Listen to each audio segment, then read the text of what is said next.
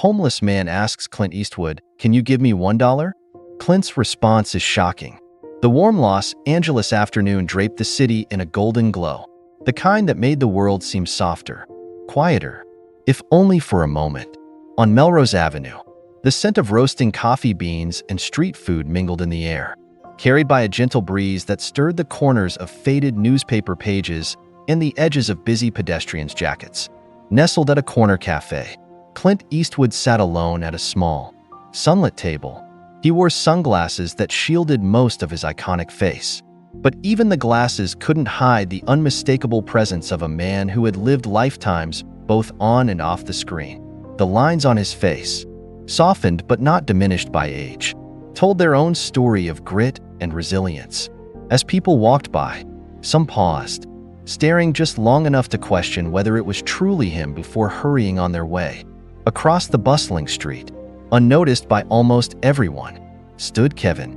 His hunched figure blended into the backdrop of the city, a shadow among the bright colors of storefronts and busy sidewalks. His clothes hung on him in mismatched, ill-fitting layers, each piece frayed by long days and harsh nights. In one hand, he clutched a small cardboard sign that read, "Anything helps. God bless." In the other, he fidgeted nervously with his coat pocket, more out of habit than any sense of hope. For 3 weeks, Kevin had called the alley behind a nearby convenience store home.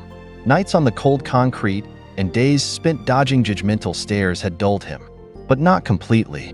Today, hunger gnawed at him with an unrelenting edge, the kind that hollowed a man out from the inside. He hadn't eaten properly in days, and it showed. His once strong frame was now little more than skin and bones, and his eyes, which had once carried the fire of ambition, were dull and heavy with shame. As Kevin's eyes scanned the cafe patio, they landed on Clint. At first, he paused, his heart sinking. What would a man like that, a polished, composed figure clearly untouched by hardship, have to say to someone like him? He doubted Clint would even look up, let alone care. But desperation has a way of silencing doubt. The pangs of hunger pushed him forward. Kevin's breaths grew shallow as he stepped off the curb, clutching his sign tighter and forcing himself to approach the cafe. Each step felt heavier than the last. He glanced down at his shoes, worn to the soles, wishing for a moment that he had something better to present himself. His voice cracked as he crossed the invisible divide between his world and Clint's. "Sir," Kevin began, almost whispering, his throat dry and raspy. He cleared it, barely managing to speak louder over the hum of passing cars and the chatter of diners. "Could you spare $1?" Clint lifted his head slowly. Behind the sunglasses, Kevin felt the weight of his gaze, steady and unreadable. Clint didn't move for a moment, and Kevin's heart sank. Maybe this had been a mistake. Maybe he'd overstepped and would once again be met with cold indifference or polite rejection, the kind of dismissal he had come to expect from the world. His hands clenched tighter around his sign, a reflex against the sting of humiliation he assumed was coming. But then, Clint removed his sunglasses and leaned back in his chair. His sharp eyes met Kevin's, studying him, not with judgment, but with the kind of curiosity that unnerved him. Clint's gaze wasn't the kind that saw through someone. It was the kind that saw into someone. Kevin's breath hitched. $1. Huh. Clint finally said, his voice as gravelly and deliberate as the characters he had once brought to life on the big screen. "That's what you're asking for?" Kevin's cheeks flushed, and he nodded hesitantly, suddenly unsure of how to respond. "Yes, sir," he muttered, "just enough for something to eat." Clint's lips curved into the faintest hint of a smile, not mocking, but thoughtful. He gestured to the empty chair across from him. "Sit down," he said simply. "Let's talk." Kevin blinked, stunned. Of all the responses he'd imagined, this wasn't one of them. He hesitated, his instinct screaming to keep moving, to avoid further attention. But something in Clint's tone, firm but kind, stilled him. Slowly, Kevin pulled out the chair and Saturday, his hands trembling slightly as he placed the cardboard sign on the edge of the table. For a moment, there was silence between them, broken only by the ambient noise of the street. Kevin glanced nervously at Clint, unsure if he was about to be scolded, lectured, or dismissed. But Clint just watched him with calm, piercing eyes, as if waiting for Kevin to speak first. Kevin cleared his throat, his voice shaky. I don't usually do this," he began, his words tumbling out in a rush.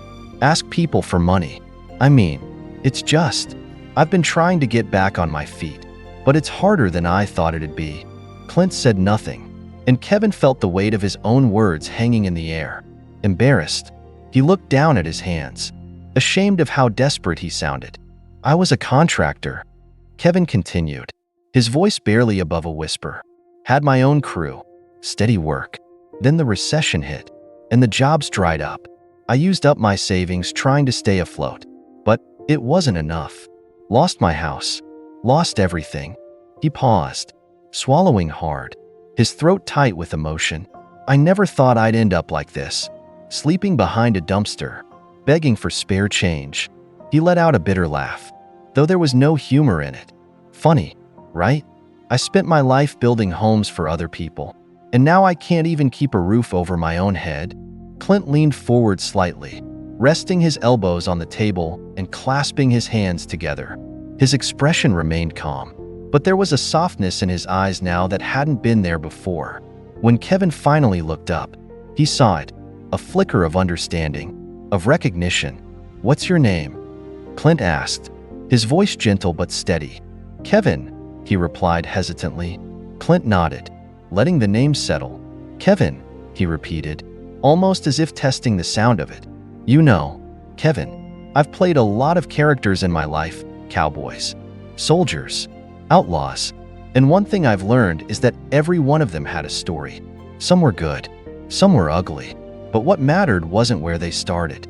It was how they chose to keep going." Kevin stared at him, unsure how to respond.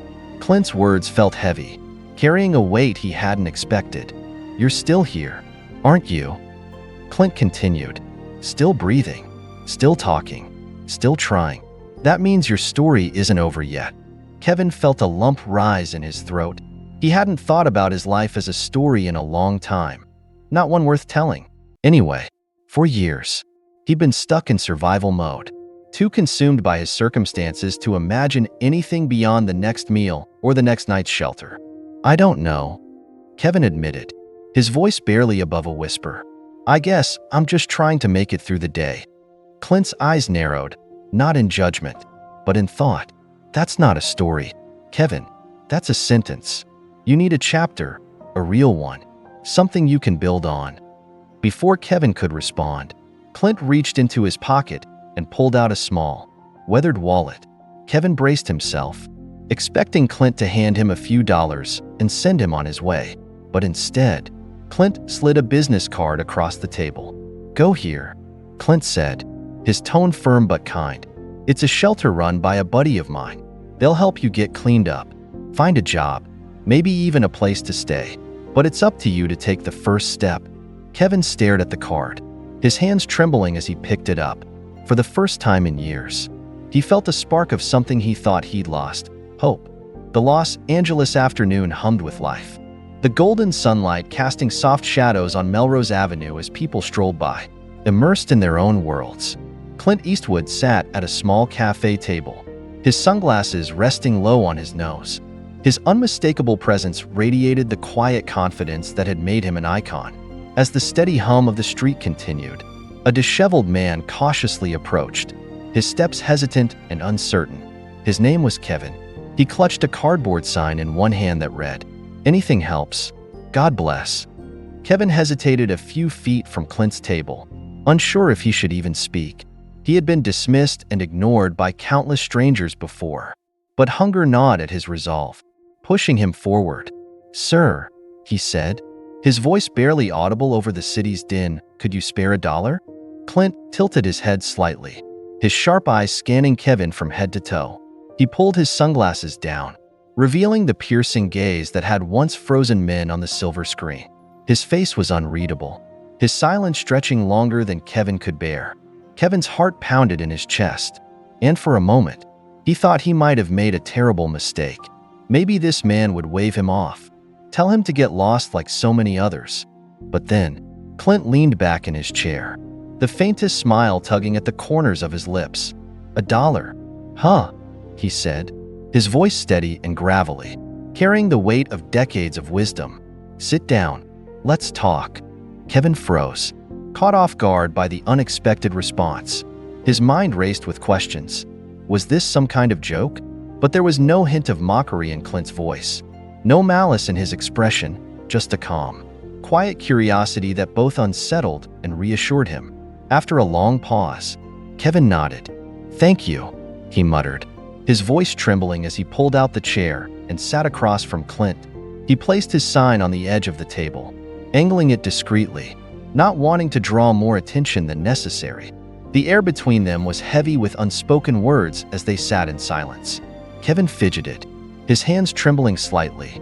He could feel Clint's gaze, steady and deliberate, not judging but observing, as though he were piecing together a puzzle.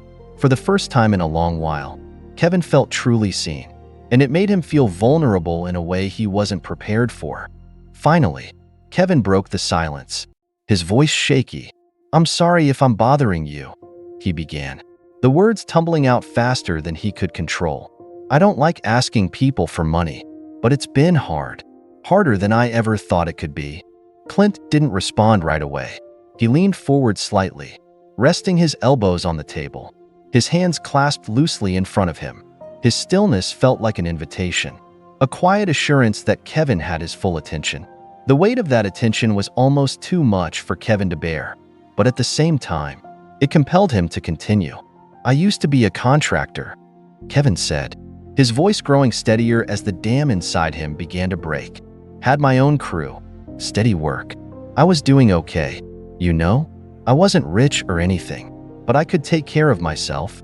He paused, swallowing hard as his throat tightened. Then the recession hit, and the jobs just dried up.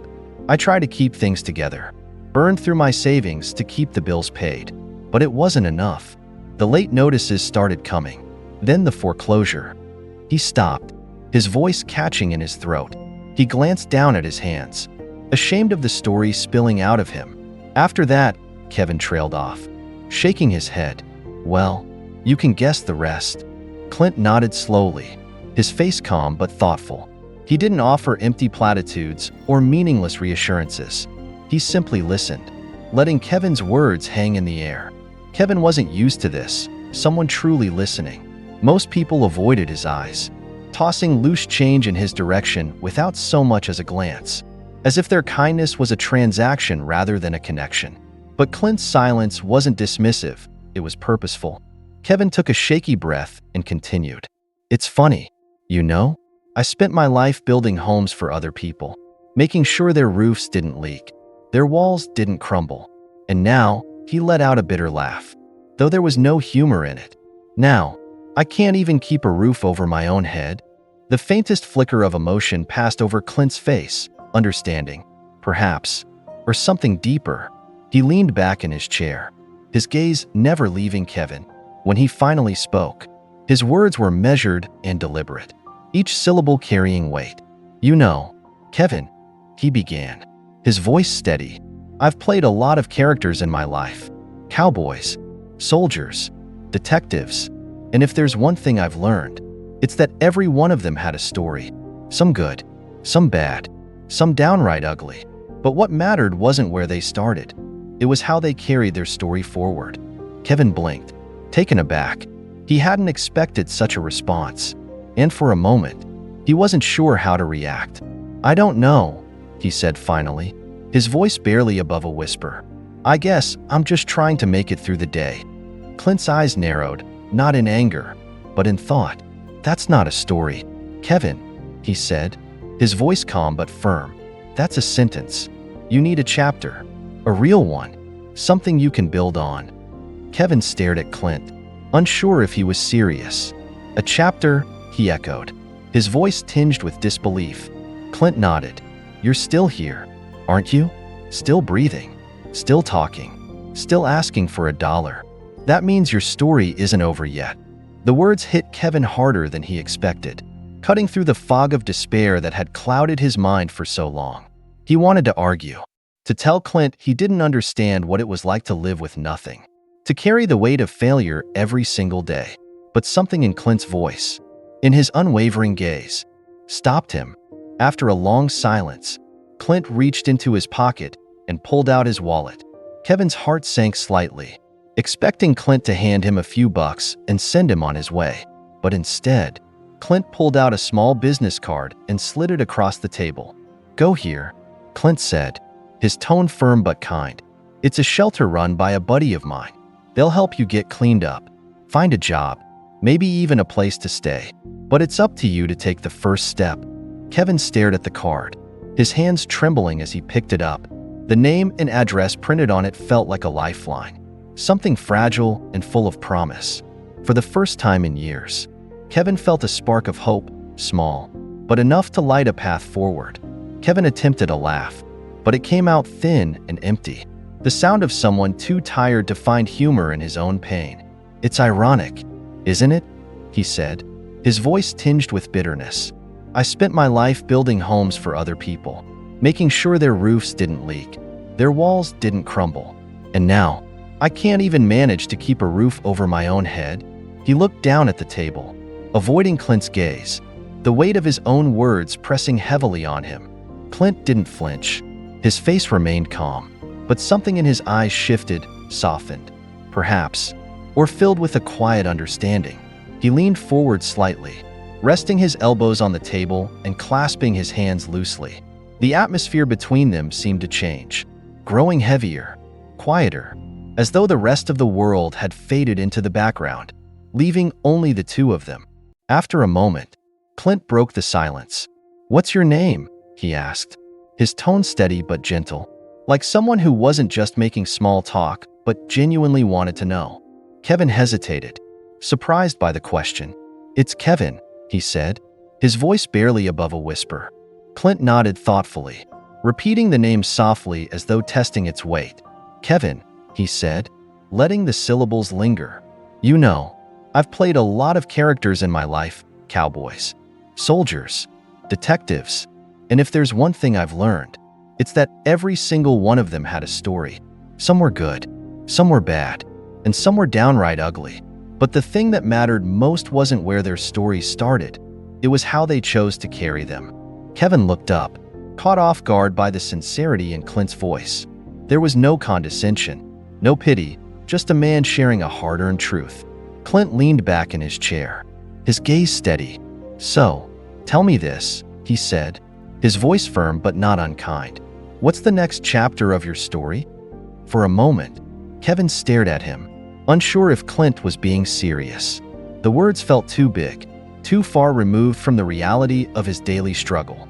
"The next chapter?" he repeated, his voice tinged with disbelief. "I don't even know how to get through the day, let alone think about something as big as that." Clint's eyes narrowed slightly, not with anger, but with a kind of focused intensity that made Kevin sit up a little straighter. "That's not a chapter, Kevin," Clint said, his voice low but firm. "That's a sentence. You don't live your life one sentence at a time. You need a chapter, a real one, something you can build on, something that moves your story forward." Kevin felt a surge of frustration rise in his chest. What did Clint Eastwood, a Hollywood legend, know about struggle? About what it felt like to lose everything and have no idea how to start over? But something in Clint's tone, something unshakably sincere, made Kevin hold his tongue. The frustration faded, replaced by a flicker of curiosity. "Maybe I don't have a chapter," Kevin admitted finally, his voice quieter now. "Maybe I don't even know where to start." Clint leaned forward again, his expression softening just a fraction. "Then that's where you begin," he said simply. "Not knowing is part of the story, but you can't stop there. You've got to make the choice to keep going, to figure it out." The words hung in the air between them, heavy with meaning. Kevin felt something shift inside him, something he couldn't quite name. It wasn't hope, not yet, but it was the faintest flicker of possibility. The idea that maybe, just maybe, there was more to his story than this moment of despair. After a long pause, Clint reached into his pocket and pulled out his wallet. Kevin's heart sank slightly. This was the part where Clint would hand him $1 or $2, maybe say something kind but ultimately meaningless, and send him on his way. But Clint didn't pull out any money. Instead, he retrieved a small business card and slid it across the table. "Go here," Clint said, his tone steady but kind. "It's a shelter run by an old friend of mine. They'll help you get cleaned up, find some work, maybe even a place to stay. But it's up to you to take the first step." Kevin stared at the card, the name and address printed neatly on its surface. It felt heavier than it should have, like it carried not just an opportunity but an expectation, a challenge. He picked it up with trembling hands, his mind racing with doubt and uncertainty. "Why are you doing this?" he asked, his voice cracking slightly. "You don't even know me."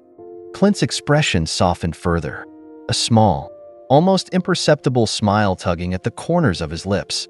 "Because someone did it for me once," he said quietly, "and I wouldn't be sitting here if they hadn't." The words hit Kevin harder than he expected. He looked down at the card again, his fingers tracing the edges as if trying to absorb its meaning. He wanted to believe in second chances, but years of disappointment had taught him to be wary of hope. "I don't know if I can do this," Kevin admitted, his voice barely above a whisper. Clint leaned forward once more, his gaze steady and unyielding. "You think I've never been down, Kevin?" he asked, his voice quieter now but no less powerful. "You think I don't know what it's like to feel like you're carrying the weight of the world and there's no one there to help you lift it?" Kevin looked up, startled by the intensity in Clint's eyes.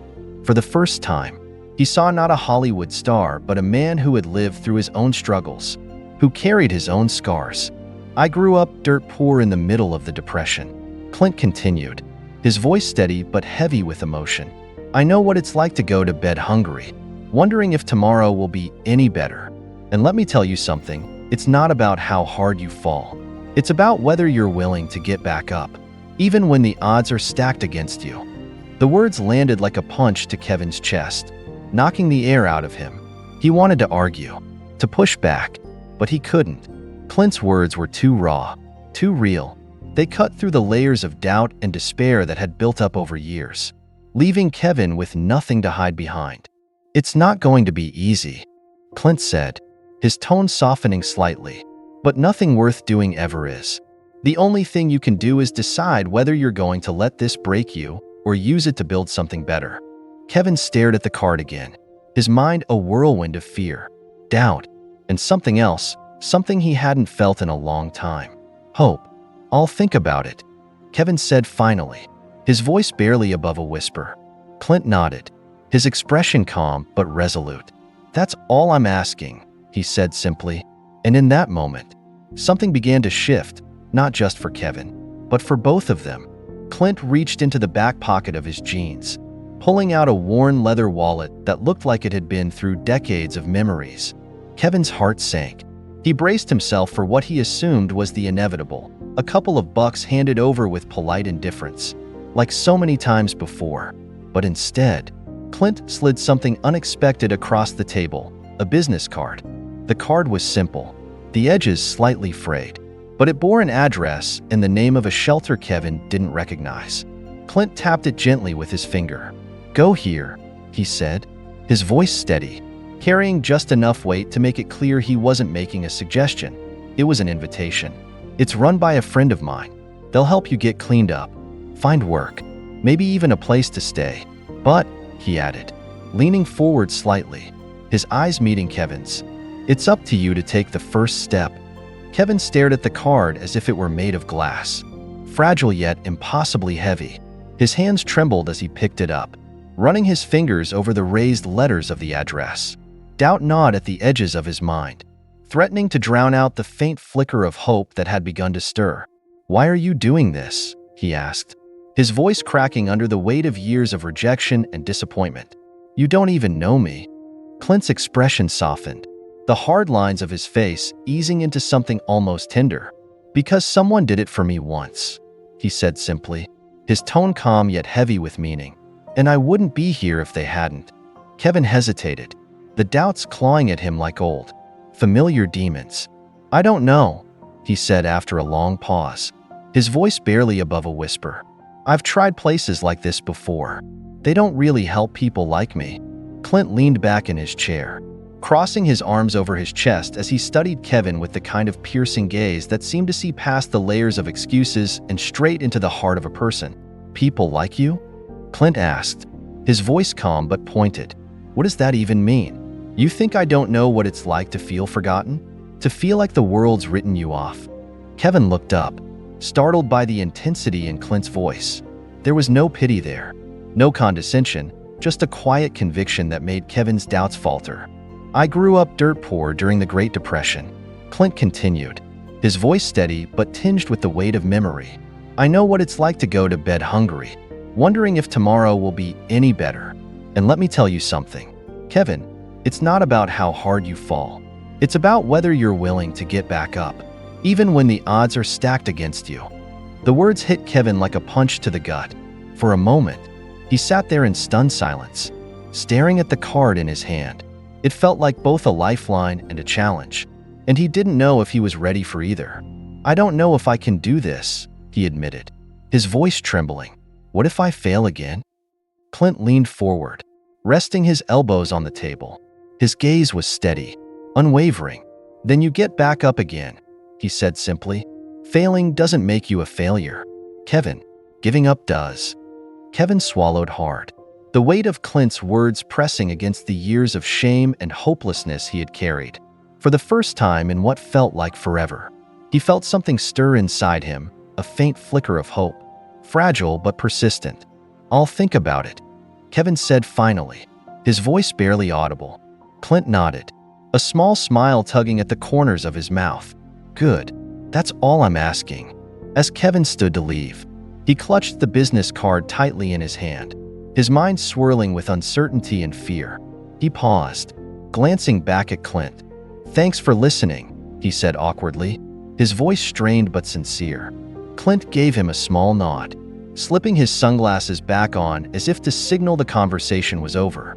"Take care of yourself, Kevin," he said simply before turning back to his coffee. Kevin walked away slowly, the card still clutched in his hand. He didn't know where he was going or what he would do next, but for the first time in years, he felt the faintest glimmer of a path forward. He stopped outside a laundromat, staring at the flickering neon sign. With the little money he had left, he decided to wash his clothes. It wasn't much, but it was something, a step, and for the first time in a long time, Kevin felt like taking a step might actually lead somewhere. Back at the cafe, Clint sat motionless, staring at the empty chair where Kevin had been just moments before. Memories of his own struggles flooded back, days when he had felt like the weight of the world was too much to bear. Nights when a kind word or a small gesture had been the only thing keeping him from giving up. He let out a slow breath, grateful for the chance to pay it forward, to remind someone else that their story wasn't over yet. For Kevin, that business card became more than just an address. It became a symbol of possibility, a reminder that even when you've lost everything, you can still find a way to rebuild. And for Clint, it was a testament to the power of small acts of kindness, proof that even the simplest gestures can create ripples that change lives. Together, in that brief encounter, they had both found something they didn't know they were looking for: connection, compassion, and the unshakable belief that everyone deserves a second chance. Kevin stared at the card in his hand, its weight far greater than its size. Each step he took away from the cafe felt heavy, his mind wrestling with the fears and doubts that had kept him anchored for so long.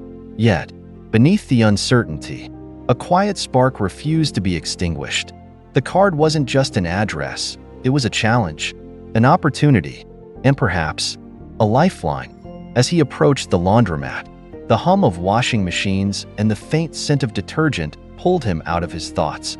Kevin emptied his pockets, counting out just enough change for a single load. It wasn't much, but it felt like a step forward, something tangible in a life that had felt stagnant for too long. He sat in silence as the machine churned, watching his clothes turn in the soapy water. For the first time in what felt like years, he allowed himself to imagine the possibility of more. Back at the cafe, Clint remained seated, lost in thought. He traced the rim of his coffee cup, memories of his own struggles washing over him. He remembered the people who had helped him when he'd been at his lowest, the ones who saw him, truly saw him, and reminded him that he mattered. Passing on that kindness felt like a way to honor their belief in him, and in turn, give someone else a chance to rewrite their story. As Kevin left the laundromat, his clean clothes folded neatly in a bag, he glanced down at the card again. The address stared back at him, a quiet invitation to take another step. It was terrifying, but for the first time in years, the fear didn't feel paralyzing. It felt like the beginning of something new, a chance to find his footing in a world that had once seemed impossible to navigate. For Clint and Kevin, their brief encounter became a turning point. For Kevin, it was the start of rebuilding, one small step at a time. For Clint, it was a reminder of the enduring power of compassion and connection.